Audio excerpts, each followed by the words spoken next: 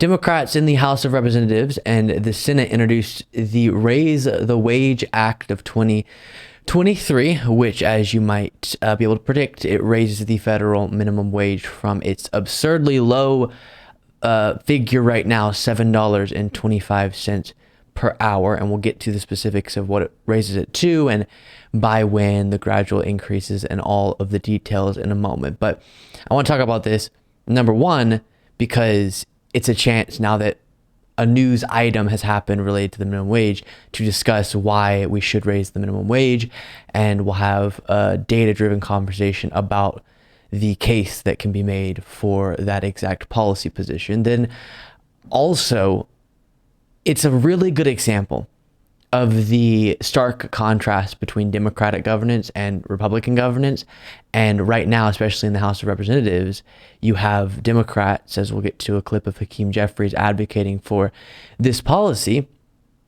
And while there's no chance it's going to get passed right now with the Republicans having majority, and they weren't, and Democrats weren't able to even get it through when they had the House and Senate the first 2 years of Biden's presidency, at least proposals are being put forward and legislation is being introduced. And then in other situations, Democrats have successfully gotten through during those 2 years when they had the two chambers in the White House, policy positions that are benefiting the lives of Americans. And so you have that on one end, and the Republican mayhem that we've been covering extensively, the hearings, the political stunts, the investigations, and all of that is not serving to benefit the lives of Americans. And so this is a really good example of that stark difference. But with that in mind, we'll dive into the specifics of this legislation, look at Hakeem Jeffries, and then have that data-driven conversation about raising the minimum wage. So this is from the Economic Policy Institute.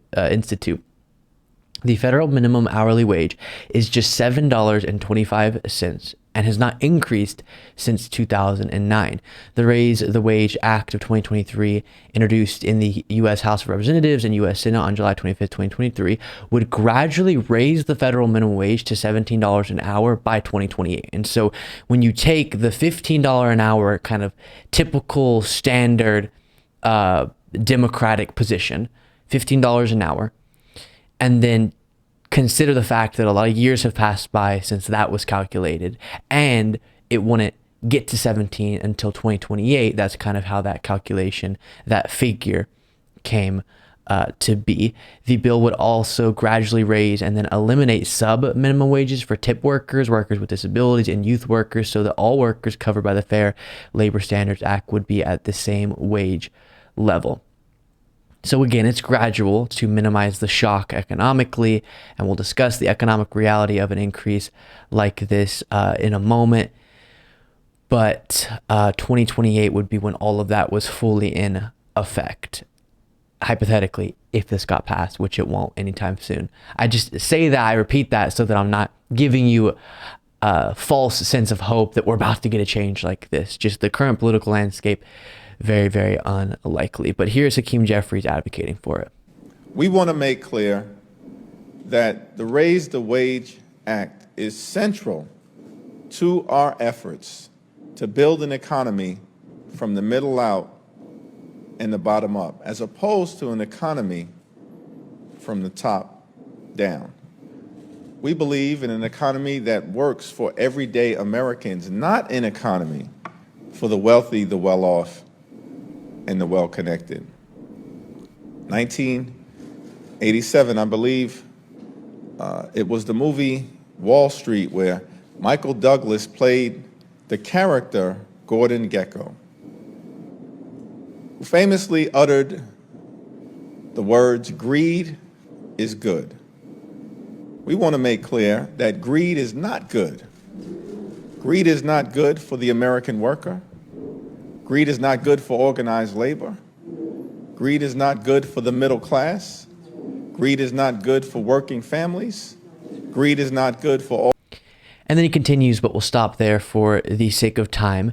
For the purposes of this conversation, we'll focus in on $15 an hour, because that's kind of the number that's been researched a lot recently and studied. And then I think it's fair, after analyzing all this information, to assume that the inflation we've experienced in the years since some of this research and up until 2028 justifies a $2 bump on top of the 15 figure that we'll focus in on here.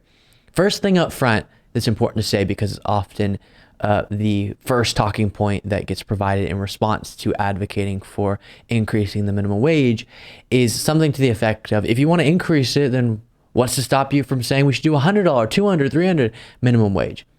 Well, of course, there's a sweet spot, right? You have to kind of find that equilibrium point that gives you the benefits of increasing people's wages without going so out of whack that you cause a bunch of negative ramifications because of that policy. And it is a vast conversation how you get to that exact number, how it's gotten to.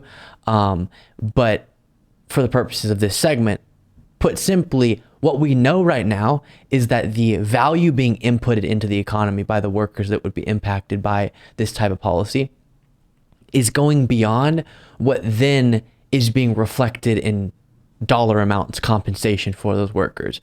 And so that's when you need to start having the government come in, who has an interest in filling the holes or acting when the free market fails to do certain things for the people, and put their finger on the scale a little bit and even that out some. So what I mean by that, as the World Economic Forum reports on, a study by the Economic Policy Institute has found that the growth in compensation is lagging far behind that of the productivity of the American employee. So yes, you can't compensate far beyond the value, the productivity that's actually being brought forward by a worker. Otherwise, a bunch of issues are caused, namely inflation. But right now, that we're not anywhere close to that issue. We're on the other end, undercompensation, because the free market's failing because of the power structures that are in place. Between 1948 and 1979, the growth in productivity versus wages were relatively similar, with an increase of 108% and 93% respectively. So that was 1948 to 1979. But then fast forward 1979 to 2019, whilst net productivity has continued to increase by an expected 70%, so productivity keeps charging forward, hourly compensation in the country is less than a fifth of that, at just 12%. Productivity, compensation not matching. So seeing that, you can raise the wages of workers to match the productivity that has been consistently increasing of our workforce without throwing the economic reality out of whack, put simply. And one of the concerns and the kind of common knowledge for a long time was, well, yeah, great, but that will cause unemployment to go up because businesses will have to pay more on workers, on labor, and thus they won't be able to have as many workers, and they'll have to cut and lay off people. But while I'm always going to be fully transparent, there are studies that indicate that, and research that indicates that that's where it came from. Number one, there's also research to the contrary, not just that maybe that effect isn't actually present, but there could be a positive effect on employment. And all of this is zoomed out because we're talking about federal. It's very zoomed out.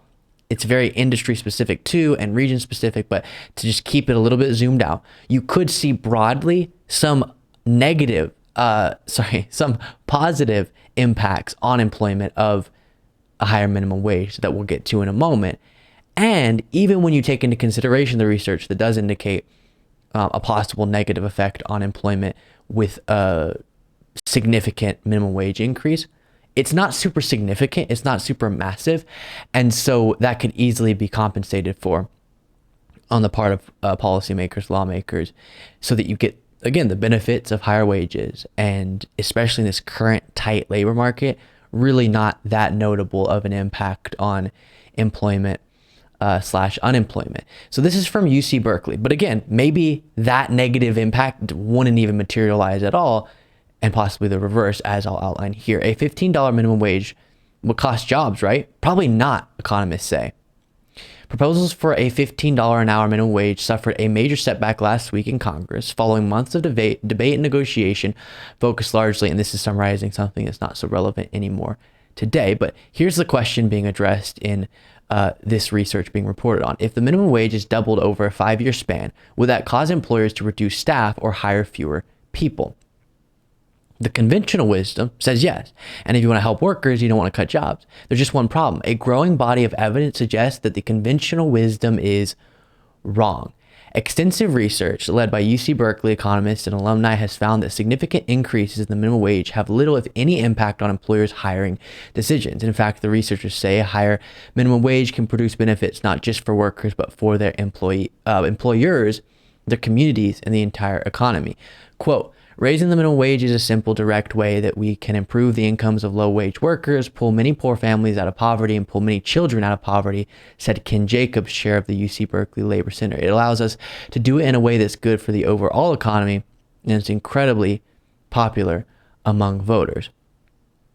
And so there, you might ask, how on earth could raising the wage of certain workers help employment? And I want to once again reference, and I actually don't have this pull up, but whatever it was, 27 million workers that would be impacted by this. How would that help employers? How would that help businesses and not impact employment? Well, if the workers have more money, workers are also consumers in other aspects of their life. And so if they're getting paid more properly, they can spend more at businesses and thus give those businesses more funds to hire more workers, and it can have a positive impact. To an extent, again, not if everyone's getting paid $100 an hour, because that doesn't reflect at all the value that they're putting in as a worker in the jobs that we're talking about here. And then to reference another UC Berkeley piece, talking about how if you look back at when the Fair Labor Standards Act of 1938 was implemented, you had the same talking points of doomsday disasters that would be necessarily poised to happen if this act was implemented in a law, and it was, and those things didn't happen. And then it walks through how in the textile industry, yeah, some southern textile mills saw a slight decrease in employment, but northern textile mills saw a slight increase in employment. And then in other industries in the South, you saw an increase. So it can actually level out, and then you have a bunch of people getting paid better. Overall, a huge net good. And for the sake of time, I'll skip through some other things. We would have talked about the benefit to mothers, low-income mothers, and their health of doing this, and some other things. Polling, it's incredibly popular, as Vox reports. About 6 in 10 U.S. adults, 62% say they favor raising the federal minimum wage to $15 an hour. And that was not Vox, that was Pew Research. Vox, I should say, also found 61% of likely voters support Democrats' gradual minimum wage hike. So, such a great policy. Gradually increase it. The shock won't be too bad because of the gradual increases.